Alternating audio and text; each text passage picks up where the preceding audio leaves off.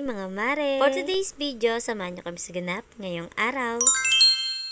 Ngayong araw nga mga mare, aalis kami at ipapa-photoshoot nga namin itong si Ate Kiana. Malapit na kasi mga mare ang 7th birthday ni ate.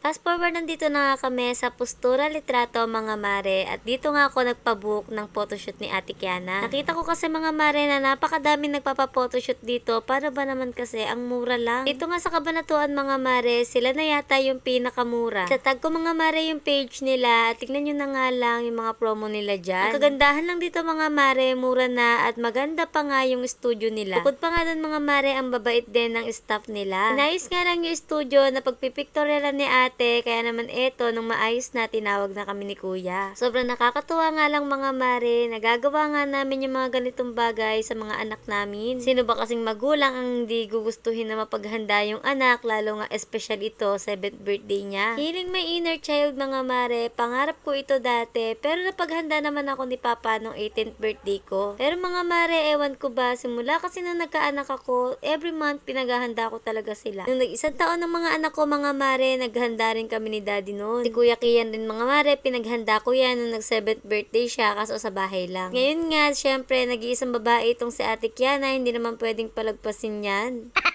Fast forward, nandito na nga kami sa studio at tignan nyo naman, nagagawa na agad sa lobo.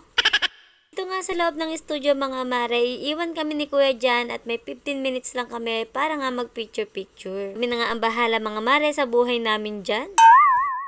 But for me ha, mas okay sa akin to kasi nga hindi nakakailang, tsaka bahala kayo kung anong gusto nyong gawin dyan. Dahil inumpisahan na nga ni kuya yung oras namin mga mare, eto minadali na nga namin yung photoshoot ni ate. Gandahan lang din sa kanila mga mare, libre nga yung mga abubot nila na pwede nyong gamitin. Ito nga flower crown ang nakuha ko mga mare at mukhang babagay nga sa suot niya. Pinapost-post ko na nga si ate dyan mga mare, nang maapuran na nga kami. Meron nga rin palang remote control na ibibigay dyan mga mare, para pag gusto mo na mag-shot, pipindutin mo. Habang nagpo-photoshoot kaming mag-ina mga mare, tignan nyo naman tong dalawa ko. Ano nagagawa sa buhay?